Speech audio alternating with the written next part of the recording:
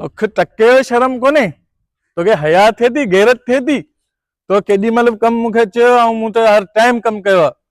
पैसे में, डोकर में, बीमारी में, सीमारी में जेडी मल तो मुखे कम चयो मूं त कम कयो। तो शर्म कोन तो अचे? तो टके जड़ी गाल ना करे मुखे जवाब तो दे। मूंखे भाउ तुंहिंजो हर हिकु थोरो यादि, हर हिकु ॻाल्हि यादि आहे, पर इन ॻाल्हि तां जवाब थई, जवाब थई, जवाब थई। आऊं अञा बि हिकिड़ो दफ़ो इज़त सां चवां तो मूंखे ॾे, न त पोइ सुठो कोन थींदो। बाबा आऊं नथो ॼाणे, नथो ॼाणे, तूं मूंखे छा कंदे?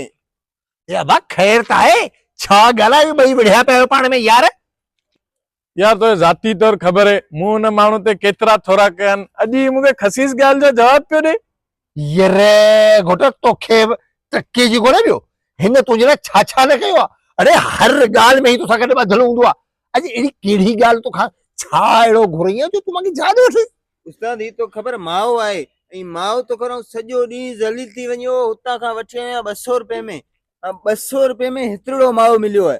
सॼो ॾींहुं आऊं हिकिड़े माए लाइ करे ज़लील थियो आहियां, ऐं त उहो बि मूंखे खरा ॾिस त सही हिन जा कम। यार शर्म तोखे बि कोन्हे, हया हिनखे बि कोन्हे। हिन माए लाइ करे बि दोस्तियूं कुर्बान करे वेठा आहियो।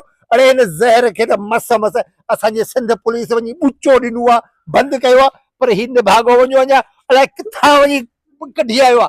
सो बि तूं हिन खां थो फुरीए। अबा हे मूंखे ॾे, मूंखे ॾे, ॾिसां आहे कहिड़ो इहो ही ॾिस उस्ताद, ही घोड़ा। अबा सिंध पुलिस पंहिंजी जॻह ते पूरी पूरी कोशिश करे पई, हर तरीक़े सां कोशिश करे पई, पर अबा न विकण वारनि खे शर्म, न खाइण वारनि खे शर्म।